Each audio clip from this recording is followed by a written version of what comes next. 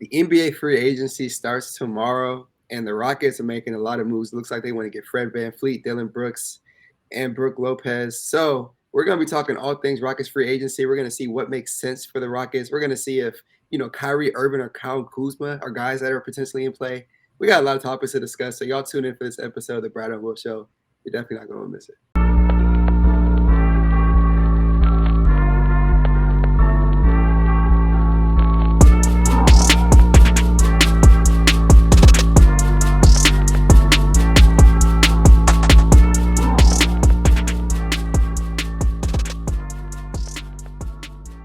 All right, welcome to another episode of the Bradeaux and Will Show.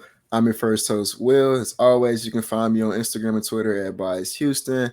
I'm going to quickly shout out the Bradeaux and Will page on Instagram, TikTok, and Twitter. And obviously on YouTube, you guys helped us hit 1,000 subscribers this week, so we really appreciate that. And all the support you guys have been showing us on that front. Continue to like, comment, and subscribe. And I'll pass it off to Brad. As Will said, continue to like, comment, subscribe. We really appreciate it. Going to try to hit 2K soon, one of these days. But as always, y'all know where to find me at Bradeaux NBA, Instagram, Twitter, all your favorite stats, highlights, news, updates. I got you guys covered 24/7. Today's episode, again, we're going to be talking free agency. We got our guy J-Dubb on the show. He's always with us in the Rocket Spaces. He's been on one of these episodes before, so it's great to have you back. And for the people who don't know who you are, go ahead and plug your stuff so they know where to find you. How y'all doing? I'm J-Dubb. On Twitter at the Mind of J-Dubb. I'm not Nelly right now. Just got cut playing basketball. But yeah, I'm pretty frequent person in the Rockets community. I don't do any content yet. By the time of next season, I'll actually be doing a sports and Rockets streaming on Twitch. So y'all look out for that. But yeah, I'm just here to talk Rockets basketball. Love being on this show. It's one of my favorite podcasts to listen to. Yeah, we need to go ahead and while we're here, while we get everybody listening, I should have did this on the last episode. We got to plug the watch party that's going to be taking place next Friday, July 7th. Bombshells. It's on my Twitter account. If you want to pull up to Rockets watch party, we've been watching the Rockets and the Trailblazers in Summer League. So yeah, like I said, y'all saw those videos on Twitter, Instagram about the draft watch party. Man, you're not going to miss out on opportunities like this. So looking forward to seeing you guys pull up to that. But yeah, like Brad said, today we're talking about free agency. There's a lot to talk about. This is probably the first time since I started making Rockets content that we can actually talk about free agency and trying to be competitive and win basketball games. But before we even jump into like anything Rockets free agency related, I guess it's kind of loosely Rockets free agency related. James Harden put in a trade request, and that kind of came out of left field. No one saw that one come. At least I know I didn't. I was actually about to go take a nap when that notification hit my phone. And J-Dubb, I know you were actually asleep when that notification hit. So, yeah, J-Dubb, what was your initial reaction to that trade? And, the trade request. And then, what do you think is going to happen with that? So initially when I woke up, I saw that he had made the decision on his player option, which I knew was going to happen by 4 p.m. Central Time. And I was kind of in a daze, but then I saw the actual portion of the trade. I was a little surprised, but not shocked. I didn't get the vibes that he actually wanted to stay. He was pretty unhappy, similar to a woman in a relationship. Sometimes he will express his unhappiness in different ways. And there was really no market for him to really get the money that he wanted to get, the money on an outright free agency. Without the Rockets playing ball, making a competitive offer, nobody else really had the cap space. So this probably was the smartest path. I cannot say that I was expecting it. But I'm not shocked. We've been through the James Harden thing before, and this is how he moves. What you think, Brad? Yeah, James Harden again. It's just crazy looking at this situation. You see, he requested trade from Houston, 2021, 2022. He requested trade from Brooklyn, and now in 2023 we got him requesting a trade from the Philadelphia 76ers. And it's crazy to me. I hate to see him hopping from team to team to team like this. I did enjoy his legacy in Houston. But now it's just looking like, man, you got to get a ring at this point, dude. Like, you got to figure out a way to pull it together. It's looking like he might go to the Clippers. We'll see what happens. I think a Suns team with James Harden would be insane. If you look back 3 years ago, you're looking at the best 3 shooting guards in the league. James Harden, Bradley Beal, and Devin Booker. That's crazy. Team. It's like, what are we doing with this? And you just throw KD in the mix. And like, what kind of super team is this? So I would be interested to see that just from a basketball standpoint. They'd be off limits in 2K, I know. But that'd be interesting to see. I don't know what's going to happen. But from a Rocket standpoint, it looks like Ime Udoka wasn't really interested in bringing a guy in like James Harden. That the interest was real the entire season when Roj mentioned it on Christmas for the first time. But longer than 2 years, it's not going with this Rockets timeline. We want to keep it short and keep the timeline in the right direction for the future of this franchise. So I understand the move. I'm interested to see where he goes. I'm guessing the Clippers. But what about you, Will? Yeah, I actually heard that the Heat are in play a little bit here too. I think that's a pretty good team. If they I know they're gonna try to target Damian Lillard, but like if they can't get him, I think this is a nice pivot for them. My initial thought is like, what does leaving Philly do for you if your goal is to win a championship, right? Because you're leaving an MVP, you're leaving Tyrese Maxey, and say what you want about Tobias Harris. Like that's a pretty good team. D'Anthony Melton. I thought Paul Reed. I think he's a free agent this summer, but he's another guy who was really good for that team. Like that's a solid squad, and you could obviously point to James Harden and Joel Embiid kind of underperforming as a reason for why they didn't go all the way this year. And so I'm kind of just like, if you're trying to go, for greener pastures, because that's kind of why you would leave a situation like Houston or a situation like Brooklyn's to go find, a better situation. I don't know if there's that many better situations out there for James Harden than that team. I know like the Clippers, you touched on, Brad, teaming up with Paul George and Kawhi Leonard. Obviously, that's, Kawhi when he's healthy, he's a arguably top 5 guy in the league. Paul George's another, arguably top 10, 15 guy when he's healthy. But the biggest problem for me is those guys are like never healthy, so you're going somewhere where your 2 co-stars may not even play. That's kind of the reason why you left Brooklyn in the first place, is because KD and Kyrie kept getting hurt. So I don't know how much that makes sense. I do like Miami for him. Of the teams that have been listed, I think this team is going to be able to stay healthy with James, with Jimmy Butler, Bam. You probably will get to keep. You don't think they can stay healthy, J-Dub? I don't know if I like Miami. And the only reason I don't know is because at this point, we don't know what Harden wants. And I think that's the elephant in the room. What exactly do you want? There are no guaranteed championships. Nowhere where you go do you automatically get a championship. You have to work for it. The best thing you can do is go to a team to put you in the best situation. And I think that he's actually kind of had that in Philly, even though it didn't work out. Everything doesn't happen in 1 year, 2 years. Sometimes it takes time. I think Miami has a culture there of accountability, of selflessness, and nobody really tries to overshadow anybody else. And I'm not really sure what Harden does in that moment. And I also think even though they fell short in the finals, players on Miami really step up. They don't hide in the shadows. Everybody from the best player on the team to the 10th man on the bench, they step up when it matters. Nobody hides behind the lights. And I'm not trying to be shady to Harden, but I do have concerns about that. I think he kind of obstructs that culture. I think that the Clippers might be the best shot. I also saw the Knicks on the list. And the only reason I put the Knicks as a viable option is I don't know what Harden wants, right? You are going to get the bright lights, the adorations. He's really big on his off-the-court fashions and brands. I don't know what he wants. And so I don't really know what a good landing spot is for James Harden at this point. If you want me to tell the truth, the best landing spot of the options is Philadelphia 76ers. Yeah, I agree. That's the tough part, so. Yeah, I mean, that's what larger point I was trying to make is I think Miami is a solid spot for him, but I think if your goal is to win a championship, his best bet is where he's at. And he said he doesn't want to be there. So that's what made it so kind of confusing for me. It's like, I would get it if you're like trying to jump ship to a team where it's like, okay, this is going to be an even easier path to a championship for me. I think it only gets harder for him if he leaves. But I think the just as interesting, if not more interesting aspect of it is, what does Philly do without James Harden? Because now you're in a situation where you don't have leverage, right? James Harden's going to pick what team he plays for next season. It's not a situation where they're going to trade James Harden and receive equal value for him. You're going to quote unquote lose that trade. And so, and I think that they needed James Harden to even get to where they were now. So you remove that guy, you don't replace him with adequate value.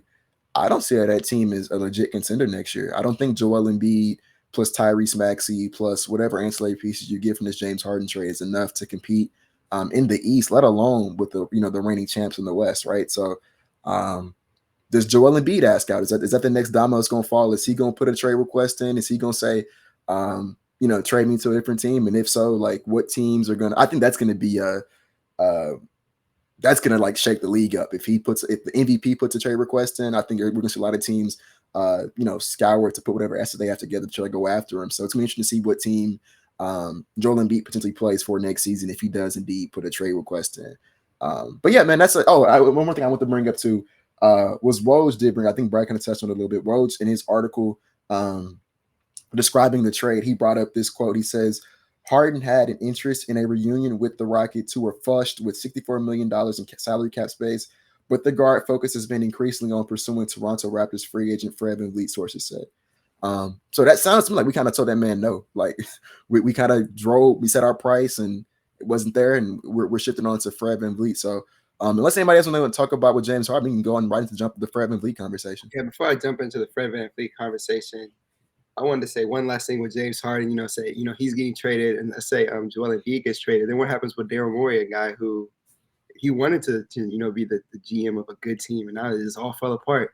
So I don't even know if he sticks around for that equation. Or Nick Nurse. Nick Nurse just signed there, right? Yeah, Nick Nurse just signed there, but somebody in the space pointed out he might be getting Steven Silas right now, where he thinks he's coming there to coach, so and so, and that's not what it was looking like. That's the only reason why I was also kind of confused. I thought his best bet was Milwaukee. I would have went and coached Giannis if I was him. But yeah. If anybody's got anything, we'll talk about that. We can keep it moving. Yeah. I'll say this about Fred VanVleet, and then kick it off to J-Dub. Again, a lot of the fan base, you see a max at Fred VanVleet, and you're obviously going to be like, well, why are they throwing this guy this much money? He's not max money, caliber kind of guy. But when it comes to the Houston Rockets and my vision of what they're trying to do, I know they're trying to bring in championship experience type players, guys with leadership, solid defense, and especially for the point guard position, really good playmaking. So sometimes you got to overpay for a guy like that. And I see the vision. I wouldn't necessarily throw a max at Fred VanVleet, but I understand why they're doing it. If they have to do that to get Fred VanVleet, I'm personally on board with it because it's only a 2-year contract and it's not going to hurt the Rockets long term.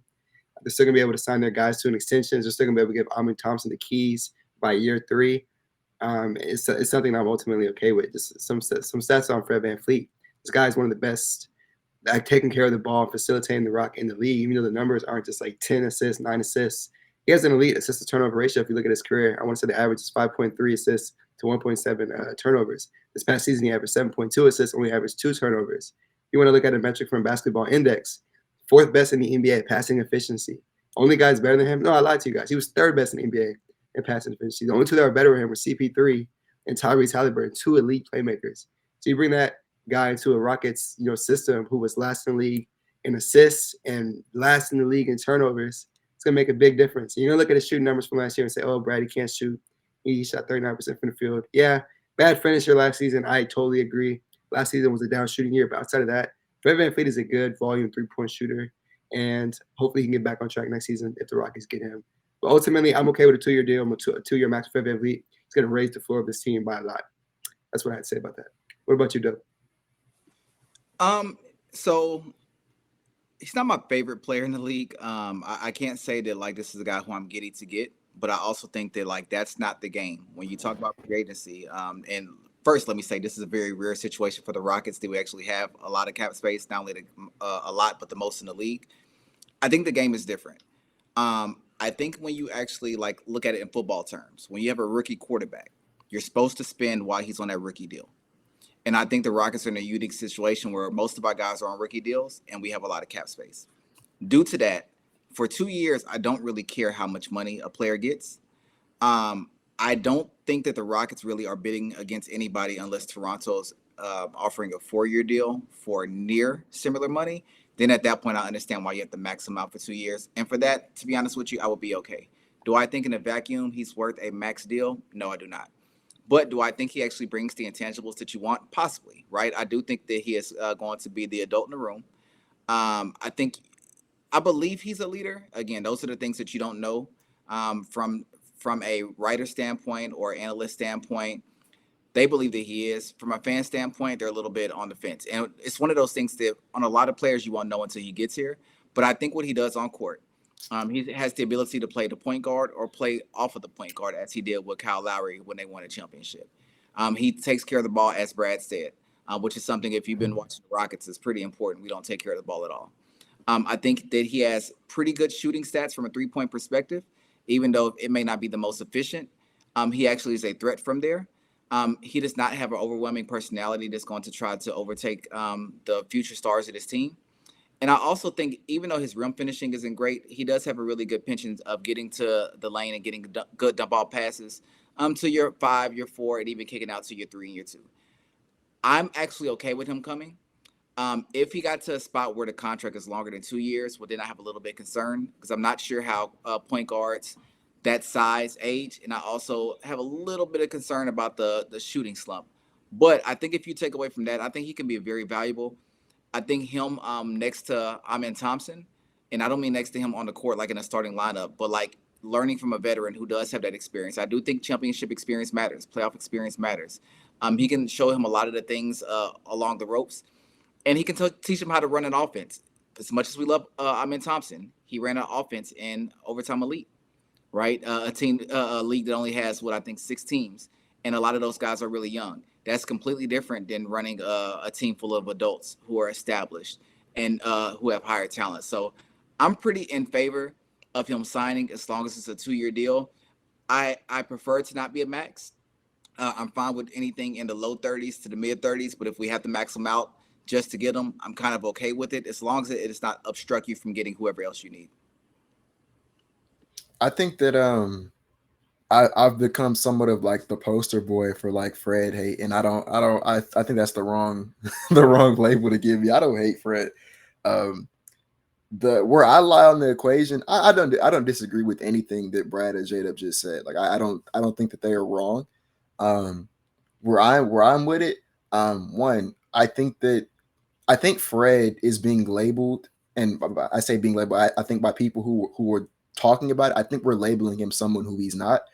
I hear people say he's like an elite playmaker and an elite defender, and he's like the world's best leader. And I think that he's not elite. I think he's a solid playmaker. Like Brad said, he takes care of the ball to turn it over, but I don't think he's out there making the advanced high level reads that you would see from James Harden or Chris Paul. Like that's not who he is. That's not who he is, right? People say he's like an elite defender, and somebody I think said it yesterday in his space. I think he's in that same mold of like the Jaylen Browns and another guy. I don't know, but the guys who they call them reputation defenders, right? Guys who were good defenders at one point in time, and then because of how good they were, they just get that level for the rest of their career. And like Jaylen Brown's a good defender, but he's not the elite, like all NBA defender he's described it. I mean, I've heard people describe Fred as like an elite POA defender or like an elite guard defender, and I don't think that's who he is. I think he's a good defender. I think he's going to be someone who, like, I think he can definitely fit within Udoka's scheme defensively, and I think he's someone that when you pair it next to a guy like Jalen Green, who may not be the world's best defender at this point in time, like we could use that in the backcourt with Jalen. But I don't think he's elite. I don't think he's an all NBA defender. I don't think he's the world's best, guard defender in the NBA. So one, and then on top of that, the guy, I don't look at, like, if you're someone who's convinced yourself on Fred VanVleet, don't look at any of his numbers inside the 3-point arc because they're not good. They're really bad. So I think he's really good at shooting threes, but once you step inside the arc, it's not so much. And so I think part of my issue is, I think people are kind of mislabeling him as someone who he's not.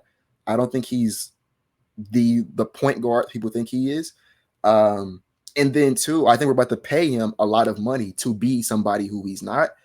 And I think that there are, for what he actually is and what we're going to be asking him to do, I think my preference is just my preference, not what I think is going to happen or what is going to happen. But my preference is that they would save that money and go out there and get another guy. At this point, his name's been kind of run into the mud, but Monte Morris, there's reports today come out he's worth a couple of second-round picks, and I feel like that's somebody. Same thing with Fred. He's a 5-to-1 it's a turnover ratio, so he'll take care of the ball.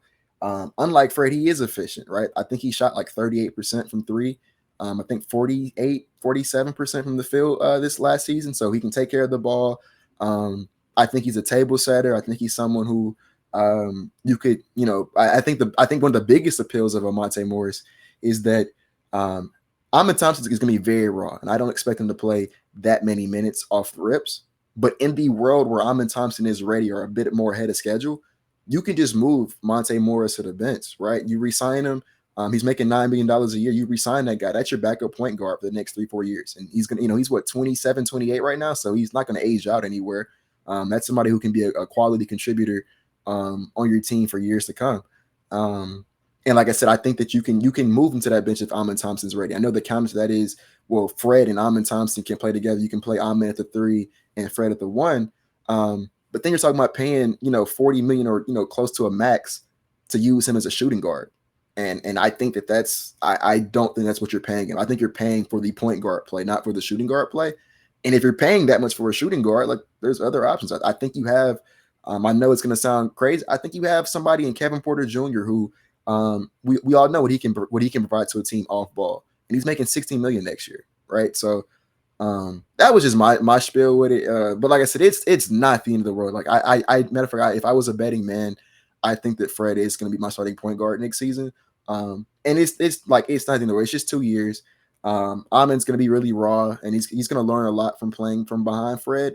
And so yeah, having that guy kind of bridge the gap between you know, the current Rockets who, you know, are under directive from Udoka and probably Tillman to go out there and make a real push for the playoffs. And then an Amin Thompson, you're looking at as like your point guard of the future. So even though I would prefer that we don't sign Fred, like I'm going to be okay when that notification hits my phone tomorrow. But yeah, I don't know. Does anybody else anything would add on that? The only thing I want to push back against is I think he's a better defender than we're giving him credit for. I'm not the stats guy, but he's been the leader in deflections in the league since 2019. He's been like top 5, top 6 every single year, both in the regular season and playoffs. And unlike a lot of the guys on that list, his deflections come from being an on-ball defender rather than a passing lane. I think one thing this Rockets team can really improve on is on-ball defense. If you watch the Rockets, they let guys just go by them a lot. They let them have open threes. One thing that I will say that he does, and another player that I know you don't really care for, Dillon Brooks, do, is they play really close on the actual players, and I think that sets a culture. And to get a point guard that really shows that, for example, I think Kevin Porter Jr., if he learned that, man, could be a really special player. If he just learns how to, like, you know, not give anything on any possession. They play pretty hard every possession. So I do think his defense is better than you give it credit for.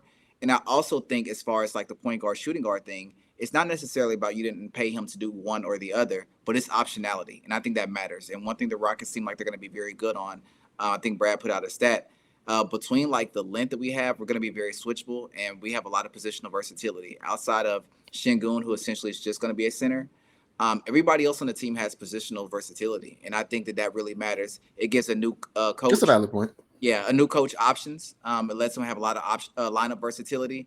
And I think that matters as he learns his way again. This is still Ime's, second year as a head coach? Number 2. As he's learning, he's actually getting a lot of options, whereas I don't think Steven Silas had as many options. So I can't say that I'm in love with the signing, but I'm okay. He's probably the first, second best point guard on the market. So go ahead. Yeah, I think that's exactly where I'm. It's just I don't love it, but like I'm not going to be mad. We're going to talk about another guy. You kind of turn out somebody who I don't get. I get the vision. Like I understand why you go out there and get a Fred VanVleet. It makes sense.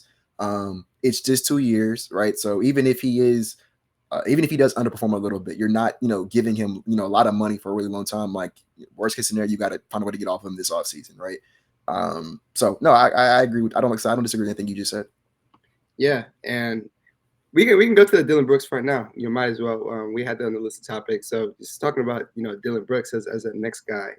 And Dubb, you mentioned it. Having a guy who's very physical on defense, all up in the other guy's grill. That's what Fred VanVleet's going to do. That's definitely what Dillon Brooks is going to do. And for all my people listening in the live premiere and just watching in general, you're a Rockets fan. You don't want Dillon Brooks on the Rockets. Feel free to disagree with me. You most likely will. I have fully convinced myself that I am okay with a Dillon Brooks signing. I'm very aware. And again, I don't want you to think I'm not aware of the downsides to this. You have Dillon Brooks, a guy who is a very bad shooter, bad shot selection, terrible true shooting percentage. You got the antics, bad playoff performances. It's a lot. There's definitely baggage there. He just, there was a report that said, hey, we don't want you back in Memphis. So he's obviously going elsewhere. But the positives and the vision that Coach Udoka wants, I definitely see those things, and I see the vision of making him a viable player for the Rockets, even offensively. But from a defensive standpoint, you have a guy who's second team all defense, one of the best perimeter defenders in the league. If we're going off basketball index, 100th percentile in perimeter defense, screen navigation, doing a whole bunch of different things. 100th percentile in matchup difficulty. That means he's all up in the other guy's grill, and he's giving you elite defense. So that's a guy, again, versatility that you talked about. That gives the Rockets a lot of positionality. I got a little FaceTime. My apologies. My mother was calling me. I'm gonna hit her back later. But when it comes to Jabari Smith Jr., that's a guy who's gonna be able to guard a lot of positions. Dillon Brooks can guard a lot of positions. Fred VanVleet, he's gonna be playing good at the one. I like that. I like that, giving a lot of options. And we'll see what they do at center. It might be Brook Lopez. So I like it. Offensively, the three ball has got to be better. He shot 35% plus on catch and shoot, which isn't the worst. It's definitely average. But if he can tone down the shot selection and not make it it's ridiculous, then I'm okay with it. Last thing I'll mention, Dillon Brooks was like he wasn't happy with his role just being a 3-and-D guy. He says he feels like he has more to his game than that. I personally don't think Dillon Brooks is a bad playmaker. No, I'm not a playmaker.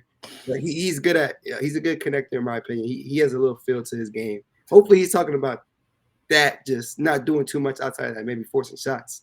I don't need him forcing anything else that he was forcing last season in Memphis. I need him to calm down, be 3-and-D, maybe be a little bit better of a playmaker at times in a connector role. But that's about it. Dillon Brooks, I see the vision. Looks like he's getting guys mistake me for wrong, 14 to 16 a year annually. I think that sounds about right.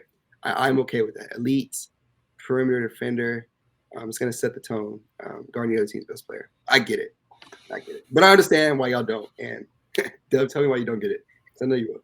So I will be open. I'm a Dillon Brooks hater. I have not liked him for 2 years. Ironically, in some ways, he is my style of player. I like agitators on my team. I like the Draymonds. I like the Patrick Beverleys and the Dennis Rodmans. I like the guys who are going to do a little bit of the dirty work, and they're going to set a tone. I think setting a tone really matters. What makes me not really care for him as much is if you're going to be that, be that. Don't pretend to be that, right? And don't be performative. And also own up to it, whether it works or it doesn't. I remember there's a clip where Dennis Rodman is getting cooked by Larry Bird. And he had talked a lot of noise about him. And you know what? After he got cooked, he had the same energy. I didn't like when Dillon Brooks poked the bear with LeBron and got cooked and wouldn't do the interviews. That comes across to being a little bit performative to me.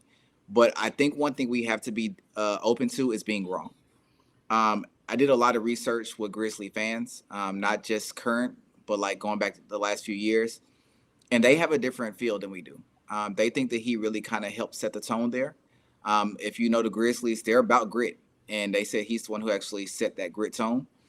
And I also think one thing that's very important, as Brad read off those stats, he's not just in the 100th percentile on defense. He's doing it against the other team's best player. And that matters to me, especially when you have a lot of guys on our team who have the potential to be top-tier defenders, such as Jabari Smith, Tari Eason, Cam Whitmore. It helps push them to that next level. And it's one thing to be told, but when you see it, it's different, right? So on a defensive perspective, I love it. I think he's going to be a guy who pushes them in practice. I think he's going to show them the way on the court. I remember specifically in a couple of games where there were some switches where he got switched off of the best offensive player, and he demanded to get back on them. And so I think that's the sort of tone that you need on a young team that really has to really show that like you have to earn everything that you need to get. It's also the offense, right? I had not heard that statement that Brad said until he just said it about him wanting to do more on offense. That makes me a little nervous. He said that right like towards the end of the season. He was like, I want to do more. There's more to my game than just 3-and-D. I was like, oh my God. That makes me nervous because OG Anunoby said the same thing and got more opportunity and wasn't that good at it, right? I understand what he's saying to an extent because he does kind of get camped out in the corner. If you watch Dillon Brooks with Memphis, there's a lot of him bent over with his hands open, being prepared to get the ball. That's kind of what his position is. And I'm okay with you wanting more. I think that it's about the discipline. If you're going to want more, I just want you to actually do what you're supposed to do and play within yourself. If you believe in Ime Udoka, like a lot of Rockets fans do, you have to think that he can kind of keep that under wraps. But I want to say that with a grain of salt because I do think that their coach in Memphis did a really great job. They weren't one of the best teams for no reason. So the offense scares me a little bit. As long as he can like properly fall in line where he needs to fall in line, and that doesn't mean he has to stand in the corner and beat PJ Tucker all the time. You know, maybe if you're good at cuts, backdoor cuts, you can do that or whatever. But I think I can see the vision. I can see why they want him. We don't have a culture here, in my opinion, with a young team. I think he can kind of set that. My only hesitation is I do not want him to be the most veteran player on our team. And this is why I really wanted Brook Lopez. I do have a little concerns about like if he's the person who's going to be the emotional leader 100% of the time and tell the guys what to do. Because I think when you have a person who's an agitator, you better have somebody who can kind of be good cop, bad cop, who can reel them in a little bit. But I'm okay with it for the Rockets. I don't like it for J-Dub, but for the Rockets, I get the vision. And just because I don't like a signing does not mean it's a bad signing. Thank you. I'm happy to say that.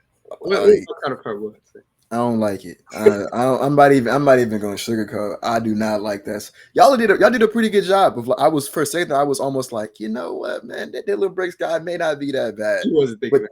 But then I start thinking about where I'm sitting in the chair I'm sitting in right now, my laptop right here. And what was it, maybe like June or May of 2022? I'm watching the Grizzlies play the Warriors without Ja Morant. I'm sitting in this chair and I'm watching him. I'm like, stop shooting so y'all can win this game. And y'all know I don't like the Warriors. So I was a Grizzlies fan that day. I wanted them to lose. I was like rooting really hard for the Grizzlies to find a way to sneak out this win without Ja Morant. And I'm sitting there and I'm begging this guy from my home, stop shooting because you're hurting your team right now. And then I watched him do it again. I forgot what game it was. He did it again. And I watched him do some of it last year. And so I'm like, my problem with Dillon Brooks is I think everything you said about him defensively is right. He's going to come in and be the best defender of this team from day one. He's a great defender. I think didn't he make an all defensive team this year? Second. Like, yeah. So he's a great defender. Do not get me wrong. But that defense does not outweigh what he's done. Like Brad, I ain't gonna lie. The biggest thing you said that I went and looked it up was the report. It was on May 3rd where he turned down an extension from Memphis because he's looking for a bigger role than the 3-and-D he's been playing in Memphis. Yeah, absolutely not. Like if that's what you want to do, bruh, stay away. What did you say about Harrison Barnes to sign a 3-year contract? That's a potential Rockets target that's off the market now. 3 years, $54 million to stay with the Kings. That's unfortunate. I think I might have gave him more than that. Yeah, man. No, bro, heck no. If Dillon Brooks is trying to play a bigger role, bro, absolutely not, because that's not who he is. And we've seen it. One of my favorite people, we have to get him on the show. One of my favorite people on all of Rockets Twitter, he has a catchphrase. OG, his catchphrase is when people show you who they are, believe them. And Dillon Brooks has shown us for 2 years now who he is. He doesn't want to come play a role. That my biggest question, because my biggest gripe with Dillon Brooks is I do not believe he's capable of playing it, or else I don't think he wants to. And I know some people believe that Udoka can get him to do that. And if you think he can, then I understand why you want to sign him. Or I understand a little bit more. I probably would still disagree, but I can at least see where you're coming from. I don't think so. And the reason I say that is because he's not coming from the Stephen Silas Houston Rockets where people were out there just kind of doing whatever they wanted to do. There was no structure. There was no vets. There was no, you know what I'm saying? You were in a situation where Jason Tate could put up 20 shots a night if Jason Tate wanted to, right? That's not what the Grizzlies were. That's a good team. That's a well-ran organization.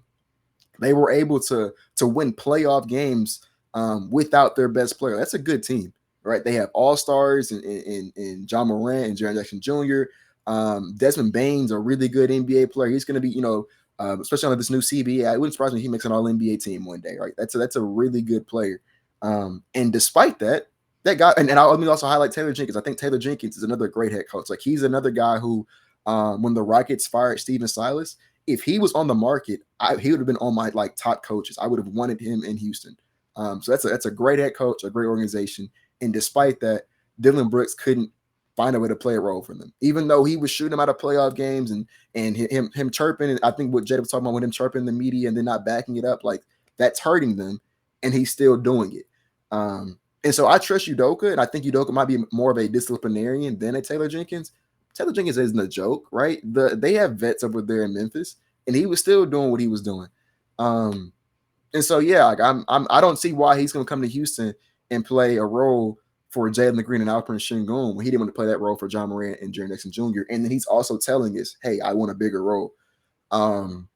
And then, for me, it's also just the fact that he's not really a floor spacer, right? We have a bunch of guys on our team who are low IQ guys who can't shoot. We got a bunch of those. I want someone who, like, if we're signing, Dillon Brooks, where is our shooting coming from this offseason? Because that was one of, if not the biggest like issue with this roster last season, was that we had a bunch of guys who were athletic and could run and jump, but we don't have nobody who can like. Jalen Green has no space. Sengun has no space. And I don't know where that's going to come from if Dillon Brooks has the reputation of a non-shooter and people aren't guarding him. And then he's like I said, he's not a super high IQ guy where you can kind of like use like how Draymond doesn't get guarded. He's high IQ, so you can use the fact that Draymond is not being guarded is like an advantage. I don't think you can do that with Dillon Brooks. And so yeah, bro, like I'm good. I know a lot of people who are really on the Dillon Brooks train say that they want him because we're a bad defense, and that we are. But the point I've been trying to push is that I wonder, or not wonder, the question, I guess it's a hypothetical question, but how much of our defensive issues last season were because we lacked the personnel to play good defense, and how much of it was because guys just weren't trying? And I think it's a lot of it is with I think you have guys, especially you bringing in Amin Thompson and a Fred VanVleet who are Amin Thompson's a pretty good defender. Fred VanVleet's a pretty good defender. You got Jabari, you got Tari. We're talking about, we're gonna talk about Brook Lopez. That's another guy who's pretty good defensively. Who knows what they do with the rest of this roster? I think guys like Kevin Porter Jr. and Jalen Green, who were one of I think our worst defenders last season. I think those guys have the ability, especially KPJ. I think he has the ability to play good defense when he's engaged and locked in. And I think that under Ime Udoka, we're going to see them play a whole lot of different schemes. And we know he's going to demand excellence from these guys on a night-to-night basis. So I do believe that we're going to see the team defense as a whole increase. You don't need like a DPOY level defender on your roster to play good defense. And look no further than I'll tell you about, you don't need nothing but DPOY level defenders. That's what I meant to say. Because you look at the Chicago Bulls and they started Zach LaVine, DeMar DeRozan, and Vucevic, and we're a top 10 defense because of Alex Caruso, right? So I think that you just need guys who can buy into your system and give effort on that end. And I think we have those guys. And so I do agree that Dillon Brooks would make us a better defensive team. I think it would be very difficult to score on us. And not just score on us, but I think it would be really beneficial for Jalen Green to have a guy like that to go against every day in practice. But when you factor in what all he's like, he might switch out the game one day, right? He may not provide spacing, or he allegedly wants a bigger role. That's why I'm just like, man, keep that guy away. I don't want him. But with that being said, I think he's the most likely guy we're going to talk about is going to be a Rocket. Like I think that free agent is going to head in 30 minutes and we're going to see a deal of him to Houston. So I think I get used to it. What might make Rockets fans a little nervous is Trevor Ariza, when he first came here the first time, not the second time. He was a 3-and-D wing, and the Rockets tried to have him do more, and he was not good at it, right? I think at that time the Rockets signed him to kind of be the guy, and it made his first tenure here look really bad. He simply was not capable of it. He tried. It was sloppy. It was clunky. I don't think this is that situation. I think that they might give him the opportunity to do more. I don't think he was signed here unless either he had no options or they're going to let him do a little bit more. I'm willing to see how it looks, but you need to find that threshold when you have to stop if it's not working. And I think we kind of have that sort of talent on our roster and the sort of head coach that will kind of rein it back in, or at least we hope so. Brad really made me nervous when I first heard that statement. But after thinking about it more, I'm not as down on it. I mean, obviously, Mikal Bridges was a 3-and-D guy who actually was able to do way more when he got the opportunity. I don't think that Dillon Brooks has that sort of skill set. I'm willing to see, but I need it to be a short leash. And we have a storyline for next season, so let's see how that turns out. I'm looking at it, and he shot the highest he shot from three was 38% if you round up. That was his second season in it, but that was also on 2 attempts, so it wasn't that high a volume. But then the 2 seasons following that, on pretty much 6 attempts, he shot 36% and 34%, which like the 36 is that's pretty solid. And 34 isn't great, but it's not bad. The 2 seasons following that is 31 and 33. So that's kind of a little bit more on the not so good end. So I guess like he has the if he reverted to a 36% shooter like he was, that was what, 4 seasons ago. Yeah. I mean, I can start seeing the vision a little bit more because then you could, he can at least space the floor for your Jalen's and for your Amins. Like I forget, we didn't even mention Amin Thompson, who's going to need spacing, and we're talking about bringing in somebody right now who is not really doing that. So I guess where I'm at is if you trust Udoka to just completely be, we've been using the flex seal analogy, just fix every issue on this team, then I guess I can see why. But I think Udoka's human, and there's, I think Dillon Brooks is showing you who he is, and so I'm good on Dillon. But like I said, I think he's the guy who's for sure gonna be a Rocket this time tomorrow. So it is what it is. Yeah. Last thing I'll say before we kick it to the next conversation, and I'll get us in the next conversation. But Dillon Brooks, we are a Ben Sullivan masterclass away from that being an A+ signing. And I know Ben Sullivan's got his hands full with Armin Thompson, Dillon Brooks, even Jabari. So it's going to be you and Sengun. They got a lot of guys. And I'm in. Yeah. He's got a lot of people to work with. So, yeah, let's keep him in a room with Armin and Dillon for now. Then we'll go from there. But outside of that, we have an interesting conversation to have. If they sign Brook Lopez, you're going to have him and Alperen Sengun at that center position. Who's going to start? From an outsider looking in, you have to say, oh, well, of course, Brook Lopez is going to start. But, from a Rockets standpoint, we see this young kid come in. He's earned his starting position, and he's shown time and time again when the offense is ran through him, he's going to excel. And he actually turns that Rockets offense into a plus.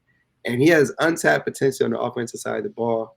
And he has earned the right, to a sense, to kind of see that through. But when it comes to bringing in an all-defensive guy like Brook Lopez, who's one of the best paint defenders in the NBA, contested the most two-point shots in the league last season, saved the most points at the rim last season, and he's also shooting from three, shot 41.9% from the corner last season, 38.1% on catch-and-shoot threes. Also shot 37.3% from three as a whole. Y'all can fact check those for me, please. But that's a guy that's pretty insane as a center. So he's going to come in and make an impact off rip, especially if they bring those other two guys on the defensive side of the ball. So where I stand with it, I personally would still start Alperen Sengun. That's your guy for the future. And all these other guys are coming in on 2-year deals to kind of set the tone for this young core to get them in the right step, going forward. It's hard to bring a guy like Brook Lopez off the bench. I'm going to tell you guys right now. Alperen Sengun, I'd say hypothetically 28 minutes, 30 minutes. But I could see the Rockets saying, hey, Sengun's not playing the best defense right now. Let's throw in Brook Lopez late to close these games. That's something I could see happening. Not something I say I necessarily want, but I can see that happening. It's logical. You want to clamp down the stretch. But Alperen Sengun has so much potential, and I know he's going to thrive under a guy like Udoka, who sees what he's capable of. He even called him a baby Jokic. He doesn't hate Alperen Sengun because he wants a center that's different than him. He wants a guy who's going to be an interior defender. I love Alperen Sengun, but you can't sit here and act like he's just some lockdown defender now.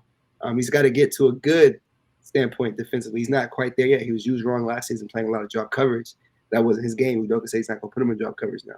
So we got to see how he looks next year. I think he'll look better with a coach who understands that that's not his skill set, playing drop.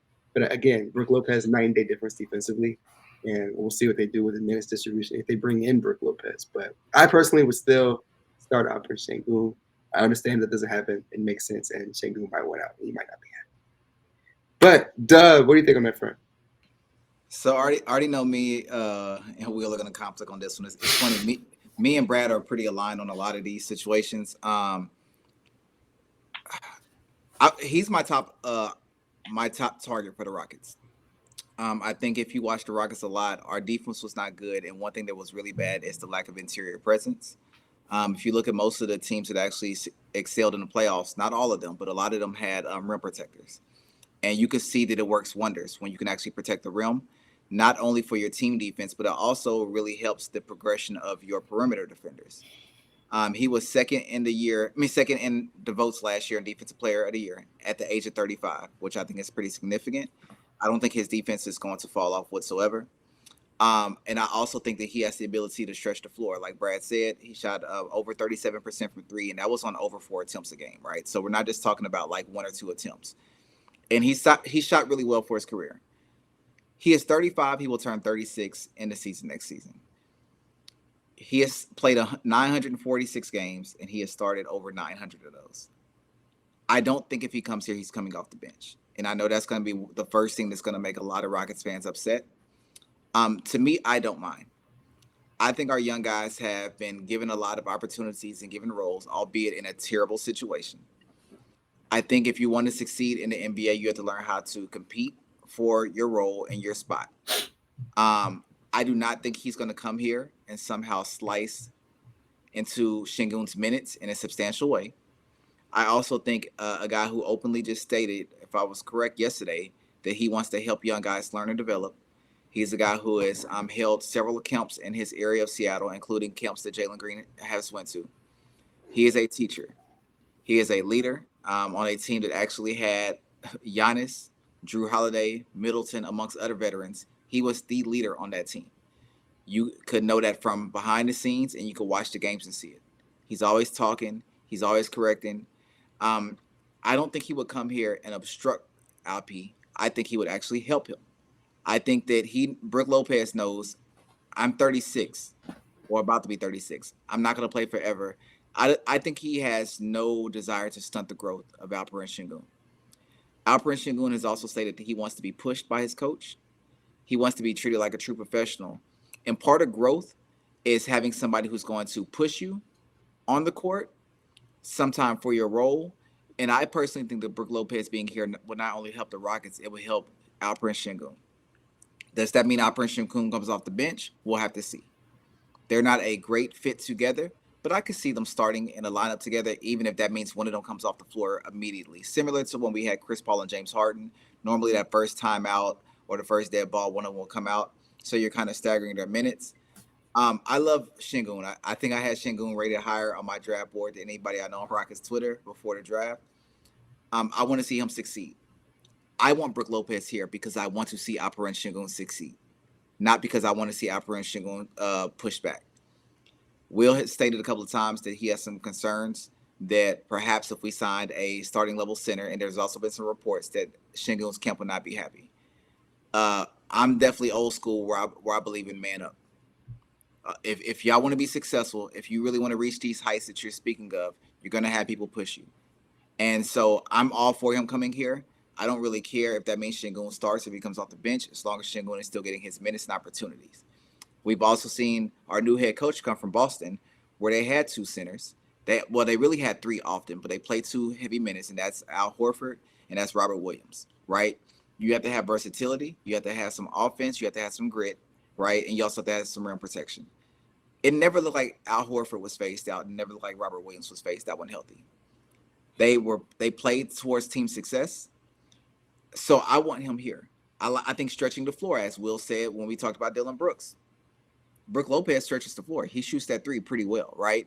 And having a center who can actually be interior on defense and play on the perimeter on offense is pretty significant, right? So I'm for this, and that's because I am a Sengun fan, and that's because I am a Rockets fan. If Sengun cannot take the situation, I kind of don't want a person on my team who can't take the fire. Again, Sengun, your future isn't threatened with a guy who's turning 36 next year. So, like, man up, compete, and I just kind of want to see him fight for it. That's me personally. I want to see every single player on this team fight for it. If I'm the Rockets, I'm willing to overpay for him. There's no other center like him on the market. And one thing about free agency, that is an asset where you can add players without trading any sort of draft pick or player. Sure, we can probably get another center on the market if we trade. I don't want to have to use a draft pick to do so, and I don't want to have to use a young player to do so. I know that we don't know if money is a priority for Lopez or not. So we don't know if he would choose this situation over the Bucks. Me personally, I would not lead the Bucks to come to the Rockets as long as the money is competitive. However, I would overpay him. If ESPN pretty much had a graphic where they had the expected salaries for a lot of players. They had Brook Lopez at 15. Bobby Marks pushed it up to 20 due to the fact he's the only center of his kind on the market. If I'm the Rockets, I'm willing to go to 25. I don't even care if it's 26 for 2 years. So I want us to get him here. I would prioritize him over Dillon Brooks, Fred VanVleet. And yes, I know that the Turkish fans probably won't like the fact that I'm saying I don't really care if Sengun starts or not, because I think Sengun is starting in a year or two, no matter what. And this will help him become a better defender. Sengun gets a little lazy with his post defense. He reaches a lot. Does not keep his footwork going really well. I think for a guy who's also not swift on his feet, Brook Lopez is really good at the discipline of that, of going straight up and down, of not getting pushed back. And I think that matters. And so, I'm all for Brook Lopez. You cannot talk me off of this one. I don't care what the money is. And if the guys have to go to the bench for a small period of time, so be it. Whatever it takes to make this team better. I think that I lie somewhere like in between what Dubb is saying. I agree. Like Brook Lopez is probably my top free agent target. Now it's conditional, but like he is for sure the guy who I want the most this offseason.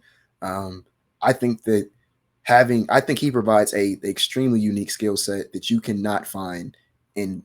I mean, he might be the only guy in the NBA who can do what he does. Right, he's a depoy level defender for his position, and he can space the floor.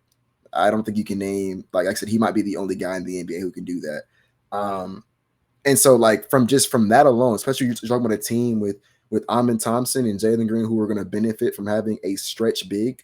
Like I think that makes a lot of sense. So I love that. And like I said, unlike the Fred VanVleets of the world, there isn't an alternative from both a free agent or a trade standpoint. Like once Brook Lopez goes, it's Jakob Poeltl, and then once he goes, it starts getting really bad. And I think Jakob's is staying in Toronto. I don't think they're going to let that guy go. And so I think if you strike out on Brook, I mean, we might see a Dwayne Dedman, a Mo Bamba, like something like that. And I don't think anybody is really excited for that. Dwight Powell's on the name has been kind of floated out there, which I know Mavs fans don't really like that guy. Yeah, like it starts getting real iffy once you miss out on Brook Lopez. So I agree. He's my top target. But where I do push back a little bit is I want to evaluate Alperen Sengun. And this is coming from someone who's like, I'm admittedly not the highest on Sengun. Like, matter of fact, I think everybody here, I'd even be the lowest on him.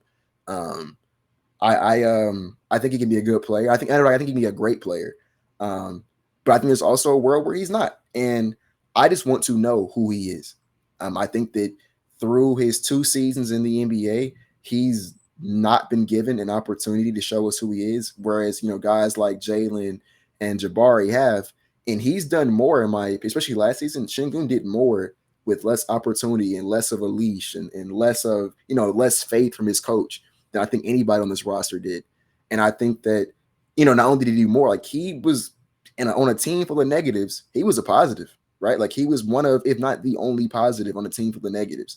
And so I'm looking at him find ways to impact and succeed on a team that has a directive to lose games. And, there's no spacing. You're running a bunch of 20-year-olds on your bench unit, some of which, they actually got cut today. That was somebody who was playing, 20 minutes a night for us, right?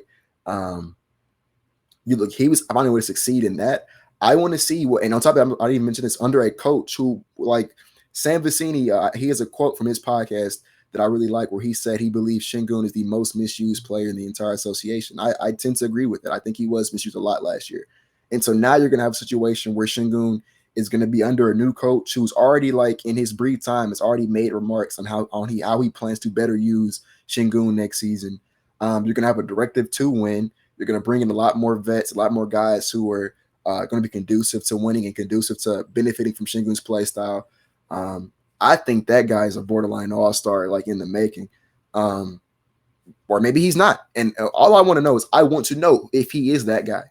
Are you an all-star? Are you not? Are you somebody? Because I think with Sengun too, it's like if he is the guy that you intend to build around, you need to know that, because building around his archetype is not easy. That's not going to be easy at all. And so I feel like you need to know. So when you can start making those preparations, you can start making the decisions that are going to need to build around a guy that archetype. And then, like I said, let's say he's not that guy. Let's say that you give him an opportunity, and yeah, he was finding a way to succeed under Silas, but here we go under Udoka, under structure, under vets, he can't do it. But at least now you know. Now you know, hey, don't waste no more time, no more resources, trying to make a square peg fit in a round hole. It's not going to work.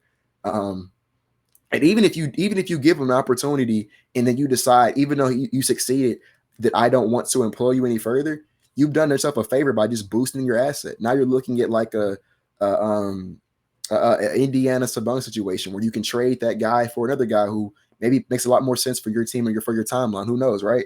So yeah, that's what it is. And my fear is, I do think that Brook Lopez is coming here, and I think he's going to start. I don't think he's coming off the bench.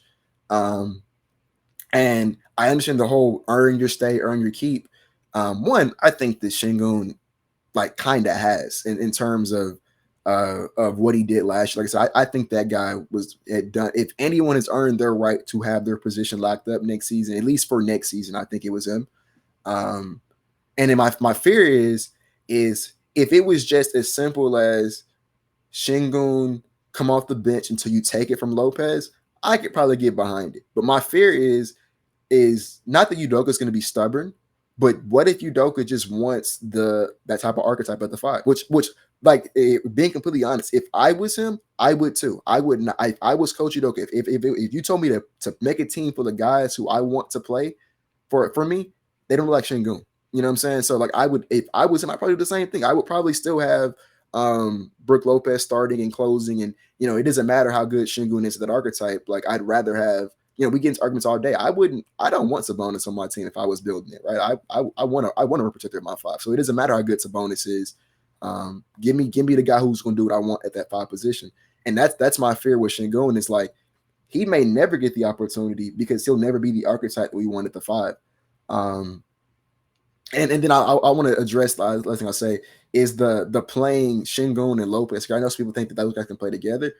I think that's a terrible idea. Like I would absolutely not play Sengun at the 4 and Lopez at the 5. If especially like with Jabari at the 3. I love Jabari, but that guy ain't ready to play the 3 just yet. He's not moving lateral quick enough for that. And I think just defensively, I think defensively and maybe even offensively, like Lopez and Sengun stinks in the front court. Like I've said and argued for Lopez to come off the bench. If my 2 options are Lopez start and Sengun come off the bench, or both of them play together, give me the first. I want Sengun come. I do not want them playing together at all next season. And so I think one of them has to come off the bench when you sign them. And I just would really, really prefer if that person came off the bench was Lopez. Like I said, JW, if it's Sengun earns it and he starts, close shut case, just if you earn it, it's yours. All right, I'm cool. But my fear is I don't think that's what it's going to be. I think that it's going to be we want Lopez because he can space the floor and he can provide depot level defense, which are 2 things that I don't think Sengun's going to ever be able to do, at least not next season. I think my only concern about what you're saying is this: I need to know what sort of minutes do you think Sengun's going to get reduced to, right? Because like to me, I think starting is a little bit overrated, right? I know players want it, and I know you want to put your best lineup out there. But I don't think anybody thinks that Brook Lopez is going to significantly reduce Sengun's minutes, which means you're still going to get to see Sengun play against the starters on the other team, the bench on the other team. You're going to see him in high-level situations. I feel like what you need game film. You need opportunity and you need footage. I don't think that Brook Lopez is going to take away from that. So I think that anything you need to see, you're still going to see. If you don't see it in the first 35 seconds of a game versus 4 minutes and 56 seconds of a game, I don't think that matters quite as much. And I also don't think it's going to be like a full phase out. So like I feel like you're still going to be able to see it. And I also don't think that Raphael Stone is going to be a guy who's going to let this guy who he traded up for be phased out by a guy who's going to be 36, right? I think we don't have a huge sample size of what Udoka likes to do, but he never really just pushed away Horford for Robert Williams. I also think that like there are certain things that Sengun just has to get better at if he's going to be a high-level starter in this league and for us. I think some of that stuff is, and we've said it last year, right? I listen to y'all's podcast a lot. He has to develop an outside shot. He's going to have to learn how to not be a liability when they switch to him on perimeter and attack and hunt him down, right? He's going to need to learn how to not get pushed back so deep inside the paint. I think while he's getting to learn this, we have a guy who actually can do that as well. I just don't think it phases him out. I don't think you're phasing out the opportunities to see what he can do. And maybe that's just the one part that I don't understand. Oftentimes on Rockets Twitter, when we have conversations, I think people think that starters are the ones who are going to play 40 minutes and everybody else is going to play 8. And I don't think that's the way it works.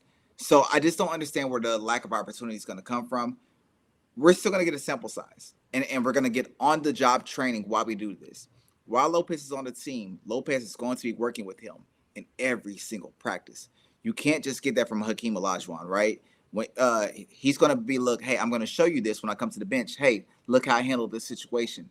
I think that's valuable. And I just feel like if we really care more about the development of players rather than just asset management, then you need that. We walked around the draft party a lot. I know I was with Brad a lot. And we spoke to a lot of different former Rocket players, Rocket legends, analysts. And one thing that was very consistent when we asked them who did they like in the draft, who did they like in the draft, one thing they always said is it kind of doesn't matter if you don't get the veterans. Go get the veterans because these young guys aren't just going to learn by themselves. So, yeah, I think Shingun's going to be fine. I think we all got to calm down a little bit. Yeah, that's gonna be interesting to see. Again, we'll see if they end up getting Brook. Brook may stay on that $20 million contract back in Milwaukee, so we'll see if what they pivot to if that's the scenario too. But another thing that's been mentioned today that we found out, Kyrie Irving could potentially be in play for the Rockets if they miss out on probably a Fred VanVleet, and even a Kyle Kuzma. It looks like Chris Haynes reported was gaining a lot of steam to come to Houston. Two guys, in my opinion, are looking for deals longer than 2 years, so I wouldn't even call them realistic. But even if they were 2-year deals, Kyrie Irving, I would be okay with Kyrie on a 2-year deal. Again, it's just not going to happen. So it's not something I can really feed into. When it comes to Kyle Kuzma, it's a guy who shot 33.3% from three this past season, has been kind of slumping when it comes to the three ball lately. I mean, average 21 and 7, 3.7 assists. But as a whole, 54 true shooting percentage as a forward is not the best. And then you got to look at his defense, also not the best. So I wouldn't advocate for either of those two guys. Dubb, what would you say?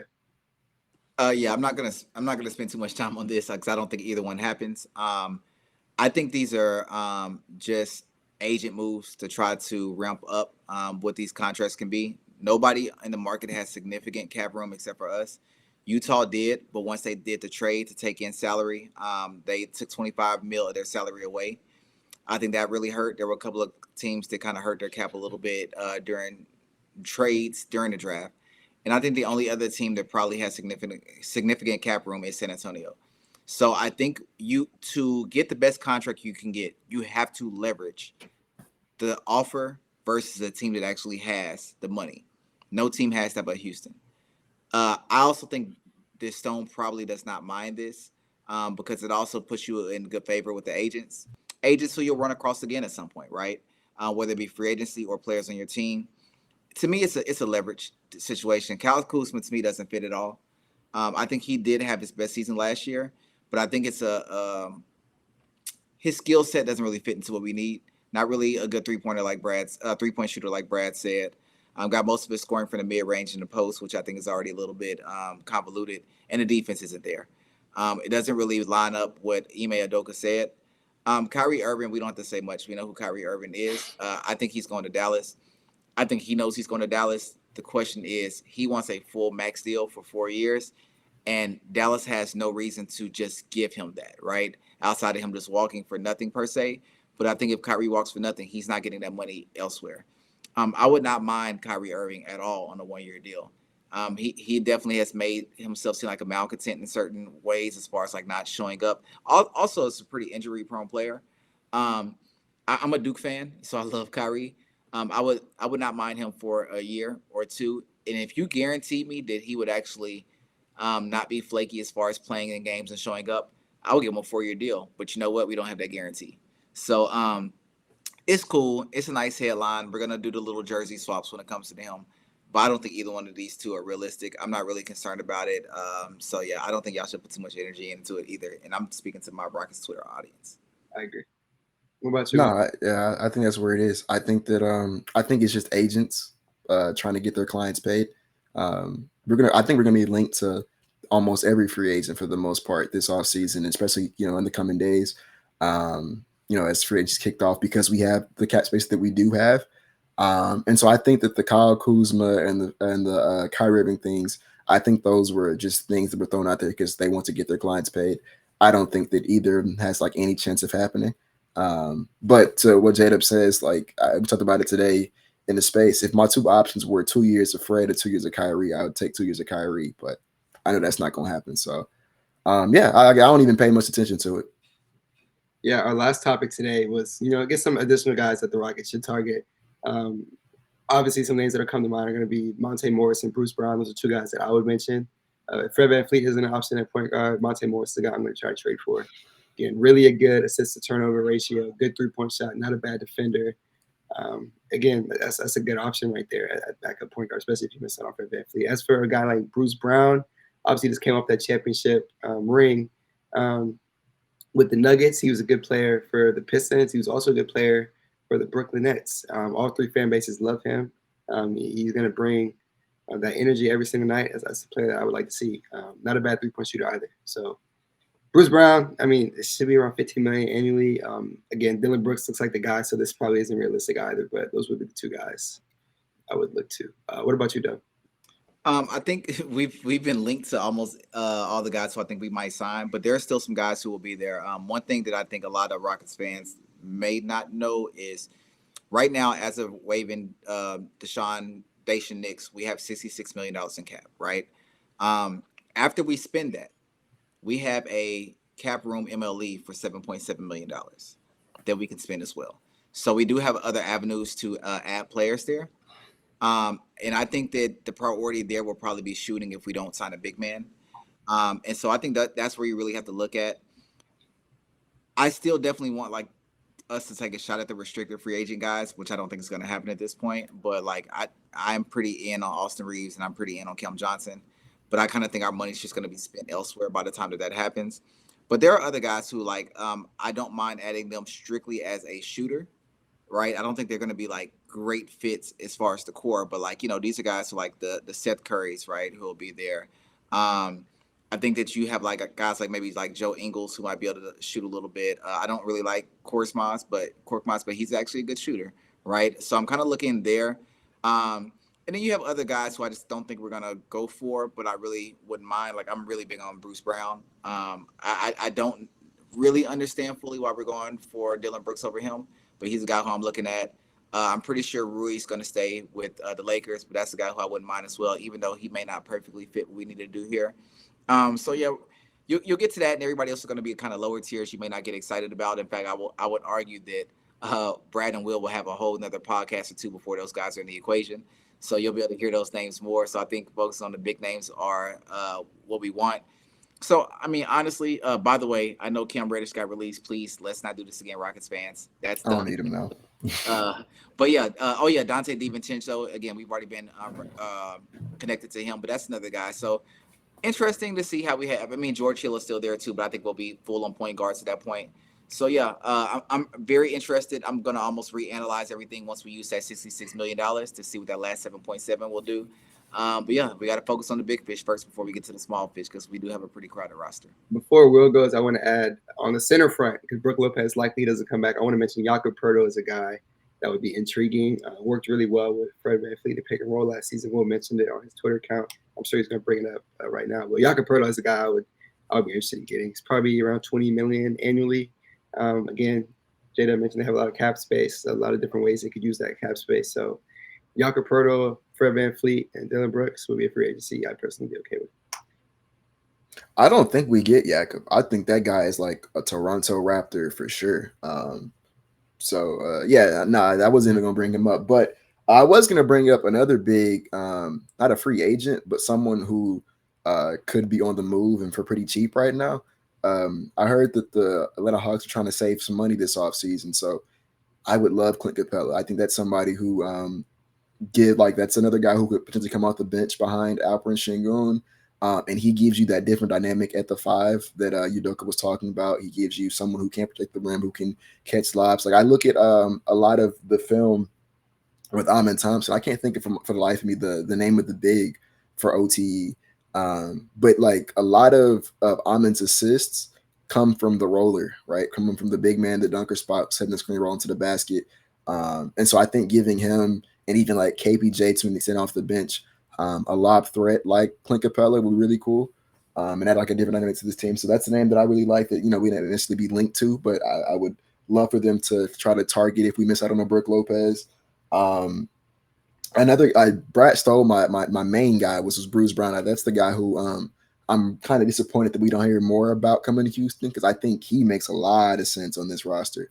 You talk about you wanted to bring in someone who's a proven winner, or Bruce Brown has won a championship next to a guy like an Alperen Sengun, nevertheless. But I think he's kind of what you would want out of your wing, right? I mean, he's a little undersized, but that doesn't really bother me that much. He can shoot, he can guard multiple positions, and I think he's someone who's very high IQ for his role. And so like that checks off all the boxes for what this Rockets team needs this offseason. We needed some IQ, we needed some spacing, and some defensive versatility. And I think he provides all three of those things. And then speaking of those three things as well, another name that like may not even be available at this point in time because Chicago did just re-sign Nikola Vucevic. They might be gearing up to run it back with that core, which I think is a mistake. But Alex Caruso, that's a guy who me and DeAndre on Twitter, we've been talking about a lot. I would kill for Alex Caruso, even though it's gonna be kind of weird fitting him on this team. You know, if you sign a Fred VanVleet, you got Amin Thompson, Jalen, KPJ, like that's four guards right there, and Caruso's a guard. I don't really care, man. I would love Caruso on this team. I think that he has, like, matter of fact, I think he'd arguably be the best free agent we signed outside of a Brook Lopez. Or not free agent, best offseason acquired outside of Brook Lopez. Deep play, level defense, super versatile, super smart. Yeah, like just go look at all those defensive metrics. He's at the top of all of them. So yeah, that's a guy who, you know, so we haven't necessarily been linked to, but I would love to see on the Houston Rockets jersey next season. I'm still checking on the Trey Jones situation. Sorry about that. I'm still checking on this Trey Jones situation. Tyus Jones. I'm sorry. Oh yeah. He and Dillon Brooks have really good chemistry. They were kind of. I love him. Yeah, they were kind of like buddies on if you see the dancing videos, who's at the front of all of those two? It's those two. So I'm definitely checking in on that today before I make any sort of official offer tomorrow. But yeah, besides that, it's the names that y'all put out there. So I'm pretty excited to see what we do. I do think we're gonna probably have one surprise. I think we are too. Yeah, it's always that way where it's always one guy you never thought. Absolutely, and I think that person might come via trade or might come maybe signing. But yeah, I'm interested. Yeah, if you guys had nothing else to add, I'm good. Yeah, that was a very informative episode. Very informative. It's gonna be interesting to see. It's never all gonna be exactly how it's planned out to be. I'd assume. I'd be surprised if that does turn out that way. So that's a good point that you mentioned. Probably is gonna see a surprise, but we'll see how it plays out. You know, Will and I are gonna be coming with episodes. You know, these next few days we're gonna be breaking down all the stuff that's happening. So if you're still tuned in, you're a real supporter. We appreciate you guys. Make sure you hit that sub button if you haven't already. And, you know, for myself, again, you know where to find me, Bradeaux NBA, Instagram, Twitter. I'll have y'all cover the entire offseason and during the season as well. Dubb, we want to thank you again for coming on the show. Really enjoyed the insight. For the people, again, who miss it at the beginning, go ahead and plug your stuff or maybe some stuff to look forward to. Yeah, so again, I'm at the mind of J-Dubb on all social media platforms. And again, check in with us on Twitter Spaces. And again, support these guys, man. I think Brad and Will do great work. They've been doing great work. They're getting better and better. So I'll let y'all know as supporters and actual friends that I'm very proud of y'all. But yeah, tap in with us, man. And let's enjoy. Be stressed out together as a Rockets family. Yes, sir. Yeah, and you can always find me on Instagram and Twitter at Bias Houston. Like I said, we appreciate the guys for the support you've been showing to the channel, and to the page. And Dubb, as always, we appreciate you coming on the show. We'll see you guys next time. Hopefully, with some more Rockets on the team when that happens. So, yeah. See y'all.